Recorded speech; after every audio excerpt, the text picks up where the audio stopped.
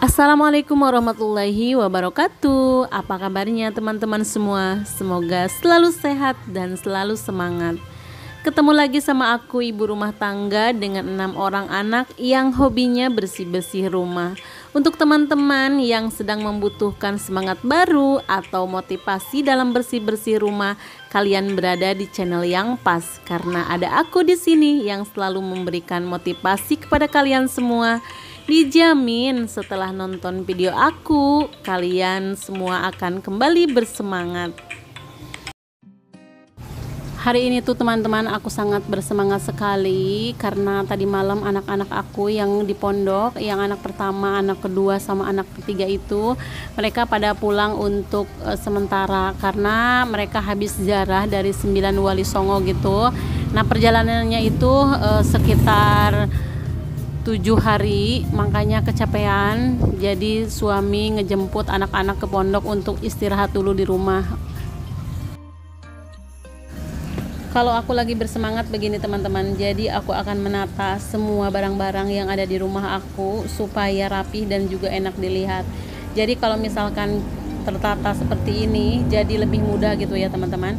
Nah, yang pertama aku tata adalah sepatu-sepatu sama sendal yang memang ini tuh jarang dipakai karena memang anak-anak aku tinggal di pondok. Jadi sendalnya yang bagus-bagus gitu teman-teman. Jadi sendal yang bekas lebaran gitu ditaruh di rumah aja, jadi nggak disimpan di pondok karena di pondok itu cepat sekali hilangnya gitu. Jadi mereka cuma beli sendal capit saja kalau di pondok.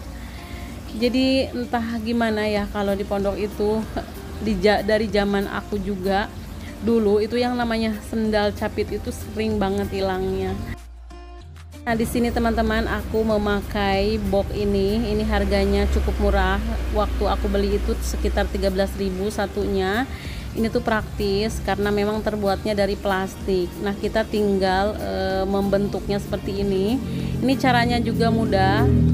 Tapi kalau untuk yang pertama kali memang terlihat susah gitu teman-teman. Tapi kalau kita udah coba itu tuh mudah sekali, nggak sesusah yang dibayangkan. Nah, ini sendal-sendal yang memang tidak aku pakai, aku masukkan ke situ. Nah, di sini juga aku mau membereskan barang-barang.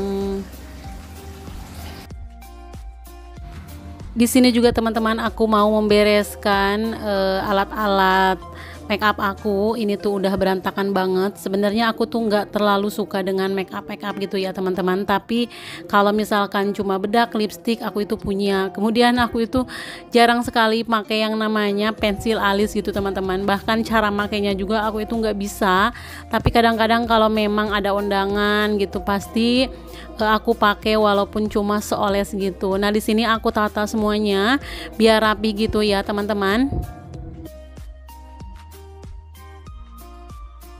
Kalau sudah tertata seperti ini, jadi tidak susah lagi yang namanya nyari-nyari sisir, nyari minyak telon, atau nyari kayu putih gitu ya teman-teman.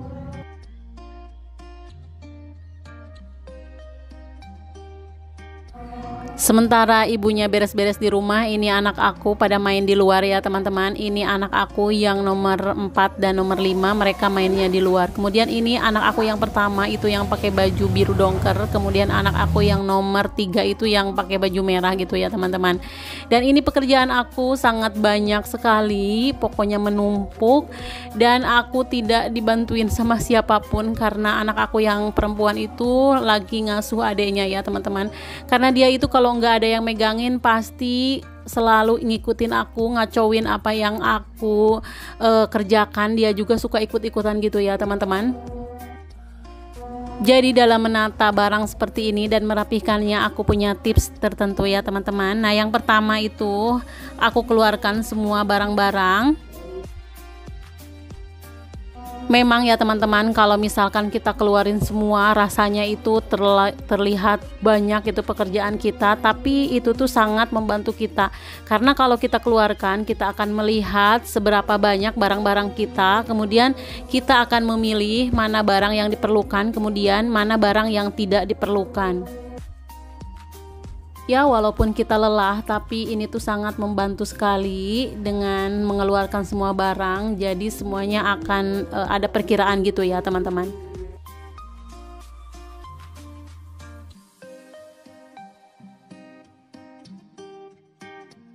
Nah, kemudian yang kita butuhkan adalah kotak yang kecil-kecil seperti ini. Ini tuh untuk menyimpan barang-barang, terutama baju yang kecil-kecil. Jadi ini tuh sangat memudahkan. Misalkan kalau kita mau mengambil baju, jadi kita ambil saja keranjangnya, jadi tidak akan berantakan ke baju-baju yang lain. Nah, kemudian setelah baju itu dipakai, kemudian bakal ketahuan mana baju yang sudah dipakai. Jadi kita menatanya, baju yang duluan mau dipakai ditaruh di paling depan, kemudian yang belakangan ditaruh di paling belakang. Jadi kalau dengan metode seperti itu, semua baju akan dipakai setiap harinya bergantian gitu teman-teman. Jadi tidak ada baju yang tidak dipakai sama sekali gitu.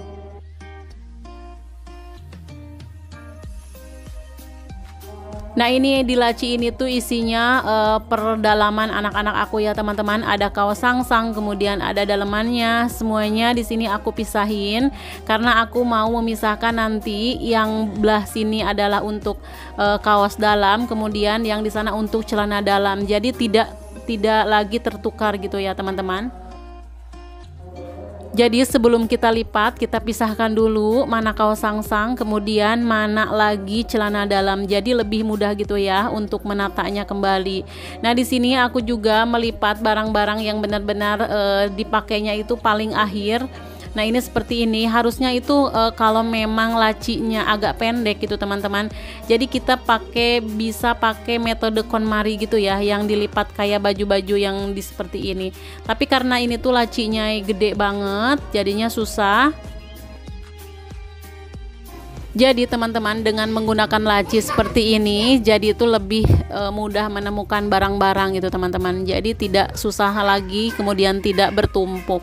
Nah, kalau misalkan kita pakai metode yang baju ditumpuk seperti itu, yang seperti orang dewasa gitu, jadinya kalau baju anak kecil jadi susah untuk ditemukan gitu teman-teman.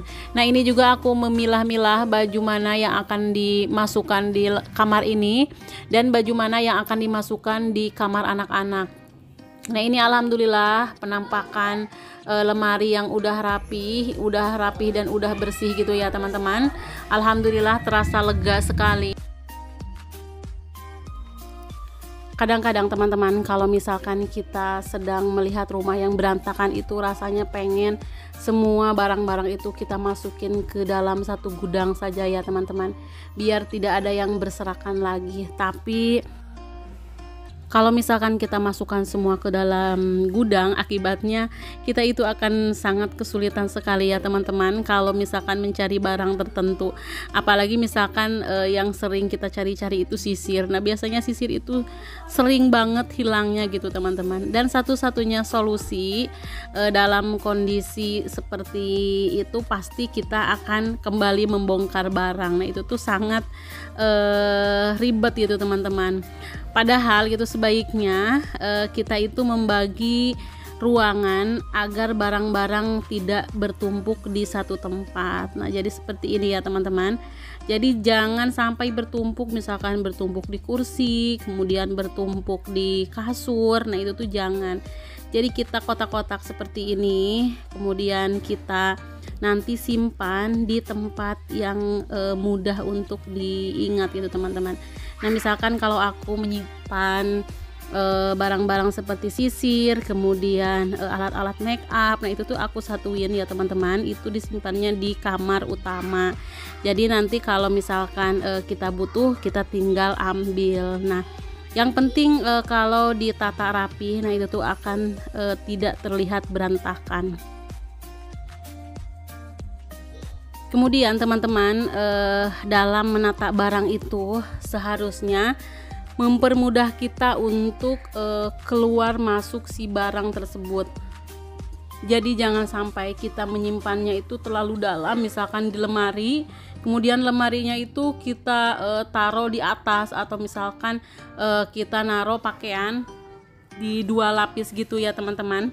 Ada lapis belakang sama lapis depan. Jadinya baju yang berada di lapisan paling belakang itu tidak akan kepake berarti.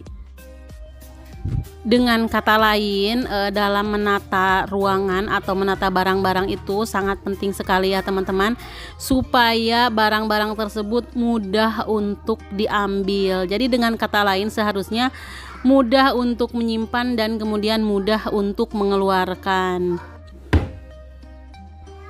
Jadi sebaiknya buatlah hal-hal yang menjadi praktis gitu ya teman-teman. Jadi dengan mengatur dan menyimpan barang agar dapat dengan mudah diakses oleh kita. Jadi agar lebih mempermudah kita ataupun anak-anak kita. Jadi jangan sampai rapi tapi mempersulit gitu. Dan teman-teman, kalau misalkan kita menata lemari seperti ini, usahakan kita mengosongkan sebagian lemarinya gitu, jangan terlalu padat itu teman-teman. Jadi kita kosongkan untuk barang-barang yang baru. Jadi karena misalkan sekarang penuh, kemudian nanti kita isi kembali, ya siapa tahu kan masih ada barang-barang atau baju-baju yang belum disetrika, atau misalkan baju-baju yang belum kering. Nah itu tuh jangan sampai kepenuhan gitu ya teman-teman. Jadi kita kosongkan.